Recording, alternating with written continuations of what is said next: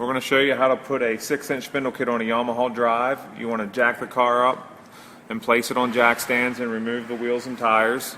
And using a pair of pliers, you need to remove the cotter pin that is holding on the front hub. You want to save this for reinstallation.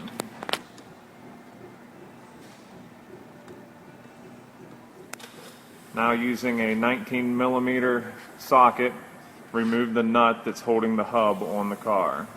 And again, save this for reinstallation. Now simply remove the hub. The next thing you need to do is remove the cotter pin from the kingpin bolts and both your steering arm bolts and save these for reinstallation.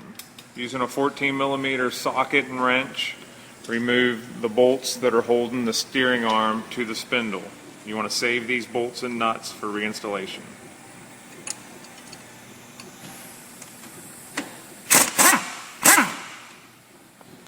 Now that we have the steering arm pushed away, using the same 14mm socket and wrench, remove the bolt that is holding the spindle to the car. This is your kingpin bolt.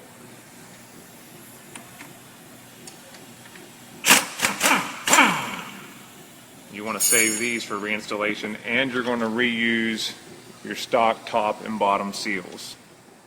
Now that you have the stock spindle off the car, we take and put it in a vise. You got to remove the stock kingpin tube that's in the middle of the spindle, and we're going to reuse this. You simply tap on it at the top, and this one's already loose, so it's just going to come out, but you have to tap on it to get some of them out.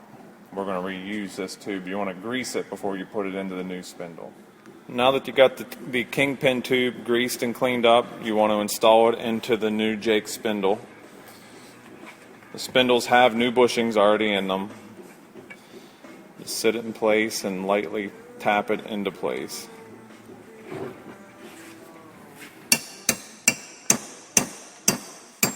Now you want to take the new spindle. They are side specific, so make sure you got the driver or passenger side, whatever you're working on. Take the stock seals, put on the top and the bottom of the spindle, and you want to install the spindle to the car with your steering arm mount going towards the back, and you want to securely install this to the car with the stock kingpin. He's already cleaned this and lubed it up.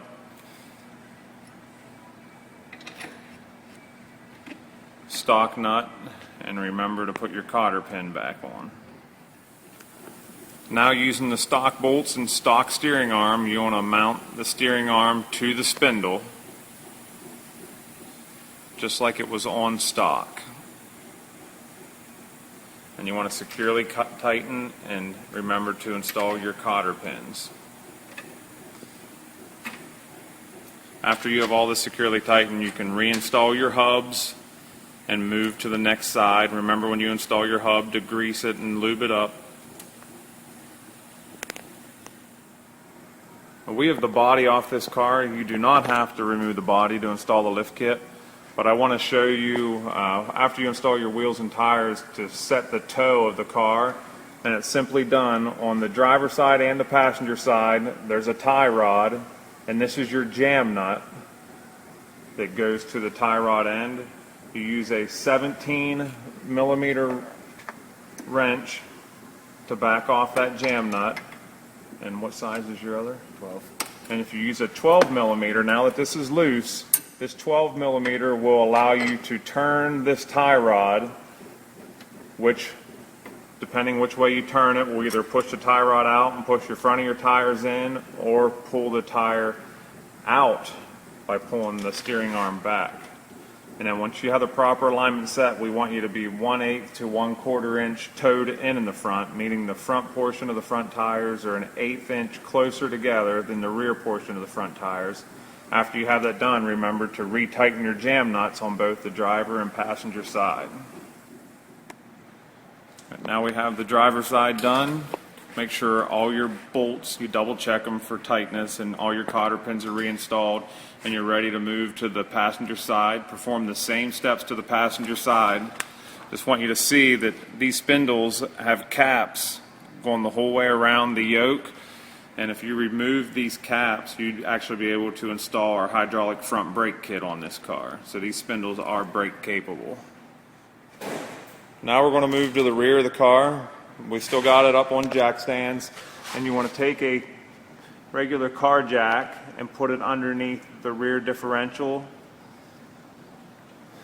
And we have the body off this car. Again, you do not have to have the body off to install the lift, but using 14mm ratchet and wrenches, remove the bolts that are holding the top of the shocks to the car, both the driver and passenger side. You want to save these bolts for reinstallation.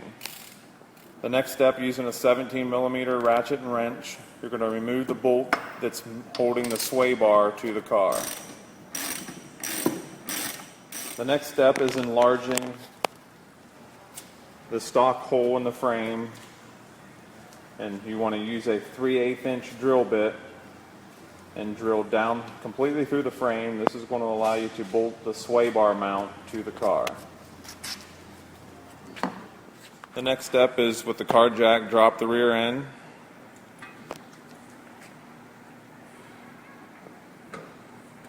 And we're going to install the rear goalposts to the top stock shock mount location using the supplied 3/8 by 2 bolts and lock nuts. There's a marking on the goalpost. This J goes towards the rear of the car.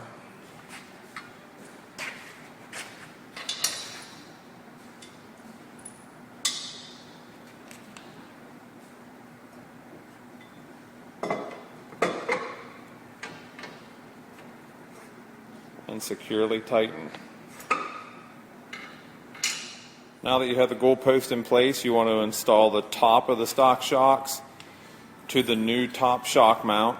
You can see we installed heavy duty coils on this car, and we highly recommend putting them on any Yamaha.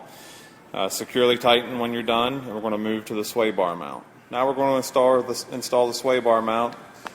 You want to put the supplied 3/8 by 3 down through the hole that you enlarged, and then we're going to install the sway bar to the stock sway bar location.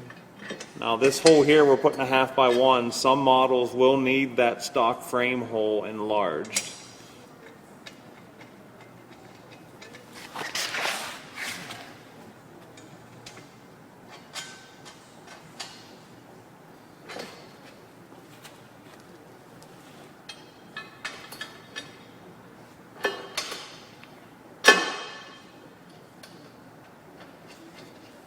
And the last step is, with the stock bolt, install the sway bar to the new sway bar mount as shown. When you have it done, securely tighten, and the lift kit is done, go back through and make sure that all bolts are securely tightened and all cotter pins are reinstalled. On all Yamaha drives, when you install a larger wheel and tire, you have to trim this pointed edge off of the rocker panel.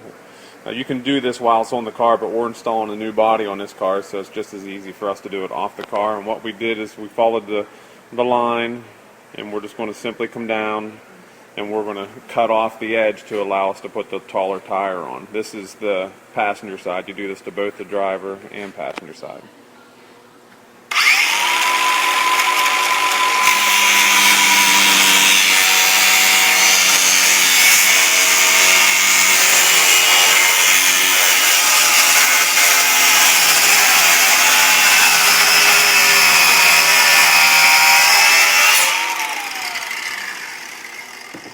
Simply just clean up the excess end, and it looks just like factory.